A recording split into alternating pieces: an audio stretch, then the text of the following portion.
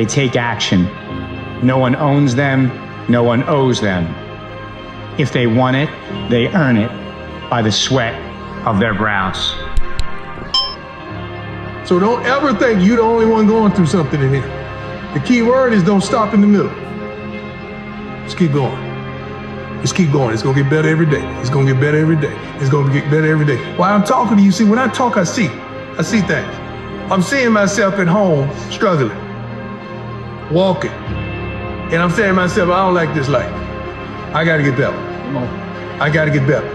I gotta get better. I gotta get better. I gotta get better. Until I've gotten better. Success is not how far you got. Because see, you're gonna be disappointed all the time. Because somebody always further than you. So now you'll forever be disappointed. Success ain't how far you got. Success is how far you got from where you started. That's your success. Fear says, what if? Faith says, even if. What if it all falls apart? Even if it all falls apart, I'll build it back stronger than before. Fear creates disasters that haven't happened. Faith prepares you to endure them if they do. Feel the fear. Have faith it will all work out. Do the work anyway. If you don't see results in the first 2 days or the first week, I'm done. That's the mentality of most people. The struggle is too real. We're not patient. No one is patient. And for you to lose weight, for you to stop drinking, if you whatever the hell you're going through, it takes a lot of patience, a lot of time, and a lot of pitfalls, a lot of plateaus. You're gonna hit so many fucking plateaus. If you don't know how to get around that plateau, it's not gonna happen fast. There's nothing you can't do. There's nothing if you won't put your heart to that you can't change your life. If you're ready to put in the time, roll up your sleeves, do the work, and practice. Practice and hard work. Every time I ask my kids, how do you get good at something? They'll say practice and hard work. And that's my message for you today. The greatest skill you can develop is the ability to stay in a great mood in the absence of things to be in a great mood about.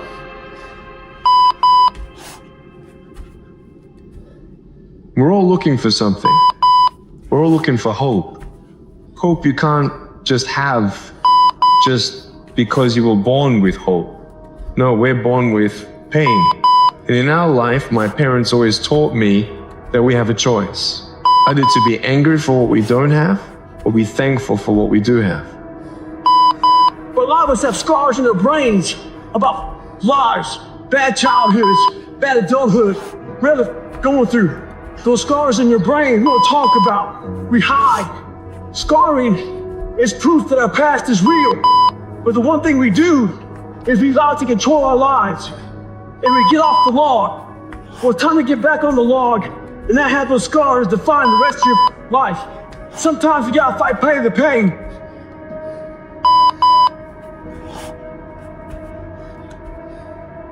What the hell are we all waiting for to start attacking life?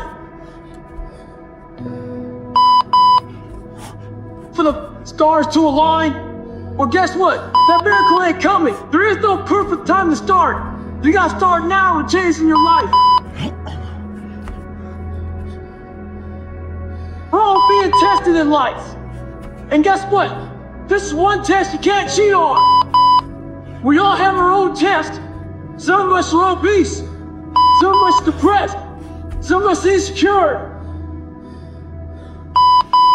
Your extra gears are dealing with the life. And the only way to overcome it is for you and you alone to face it. I believe that everybody has a gift. Every single human out there listening right now, you have a gift. The thing that you have working against you is you have all these other people now. Is that by doing this, you are actually keeping yourself from becoming great. Because the most that you could ever be when you do these things is a watered down, lesser version of what someone else is doing, all right? And how do you know that your own style and your own way of doing things that you would develop little by little by little, like you would just take little risks, is it gonna be greater than all of those things that you watch? Best work when you're at least motivated. So those days you don't want to do it, guess what you gotta do? You gotta suck the fuck up and do it. Stay hard. One of the things you have to understand about life is everything changes and everything ends. And that kind of sounds heavy on the front end, but it's a truth. If everything changes and everything ends, number one, it should make you appreciate what you have right now. And then my view is, what's next is always better. If I make it so, it's my job to make it so. I think passion is the genesis of genius. If you've got enough passion, you're gonna find answers nobody else does. But most people run out of fuel, meaning they get tired, they get exhausted, they get burnt out, they get, the law of familiarity. They're around something so much they take it a little bit for granted. What I see as the one common denominator of people that are successful over a lifetime is the sustained hunger. Hunger is the number one factor. The secret of every winner, winning in sports,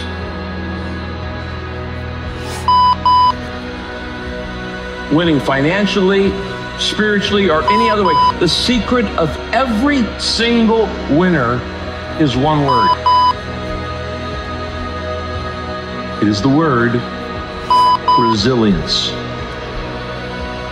Resilience. It is the ability to bounce back. Why?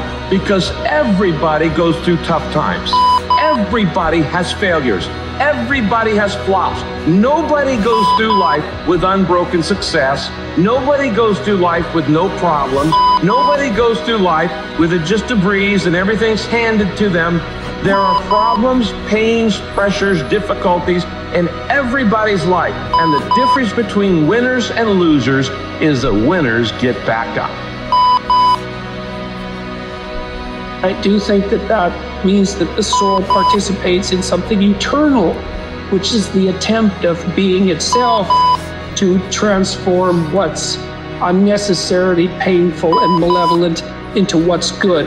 And that human beings actually do participate in that, and that's part of the reason that our ancient tradition insists that we're made in the image of God. I don't think that you can live a life of sufficient profundity to protect yourself from being corrupted by suffering malevolence without adopting a responsibility that's commensurate with that set of ideas. I think that you either orient yourself upward, to the star above the horizon, and try desperately to improve the structure of being, or you work at counter purposes to it and make things worse. I don't think there's a middle ground. Almost like we're in a trance, like we're sleepwalking through life, that we find ways to cancel out our dreams. And I think that but is a dream killer. That a lot of things that we want to do, a lot of places we would like to go, a lot of things we would like to experience, and we just stop at but. You cannot be great being a lesser version of what already exists. You can only be great when you execute against your own potential and do your own development. And that means getting up there and looking like a clown. If you want to be great, if you want to be one of the best that's ever lived at what you do, you have to understand that it's about developing our own skills. It's about developing our own style. It's about developing our own swagger. It's about developing our own selves. You should pursue your gift. The Bible says your gift will make room for you. Always something there to build a case on why you can't move on, why you can't grow to the next level, why you can't begin to manifest your greatness, why you can't begin to live life on your terms. Always something there to block you, to keep you where you are, and keep you from beginning to develop your true greatness.